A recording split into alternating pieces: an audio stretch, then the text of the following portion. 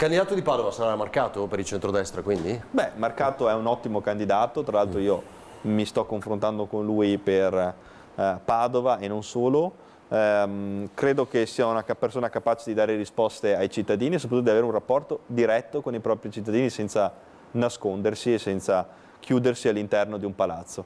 E poi penso che sia necessario per il centrodestra partire presto. È sottolineando quel bisogna fare presto che il presidente del Veneto Alberto Stefani, intervistato da Ferdinando Avarino durante l'ultima puntata di Ring, talk show di Antenna 3, dà una spinta decisiva alla candidatura di Roberto Marcato alle prossime amministrative padovane. Le parole di Stefani escono dall'alveo delle ipotesi e vanno in direzione di un'investitura dell'esponente leghista che ha sempre espresso la sua volontà a correre come primo cittadino a Padova. Da qui però si amplia il tema delle alleanze all'interno del centrodestra.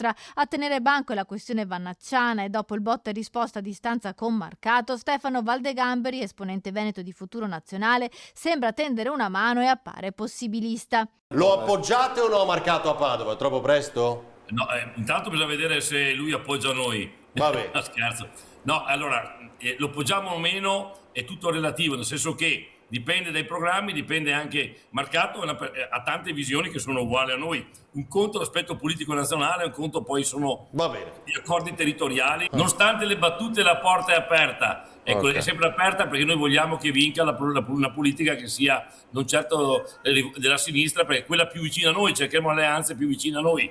Però è chiaro che per sposarsi deve sempre essere in due. I matrimoni appunto si fanno in due e Marcato non ha mai nascosto le sue opinioni sulle idee del generale del mondo al contrario, quindi bisognerà vedere se sarà disposto a rivedere le sue posizioni pur di presentarsi ad un'eventuale sfida padovana con il centrodestra unito. Sfida padovana che è cruciale e lo stesso Stefani la ritiene centrale per il centrodestra anche per i progetti importanti che riguardano la città come quello del nuovo ospedale. Ho chiesto in maniera espressa che l'ospedale Sant'Antonio, che è l'ospedale della città, diciamo, sì, insomma l'ospedale storico della città, sia mantenuto in piedi e quindi aprire un grandissimo ospedale a Padova Est è sicuramente qualcosa di positivo, ma non possiamo pensare che si possa chiudere un pronto soccorso come quello del Sant'Antonio, perché oggi la sanità richiede sfide diverse rispetto anche solo a 20 anni fa.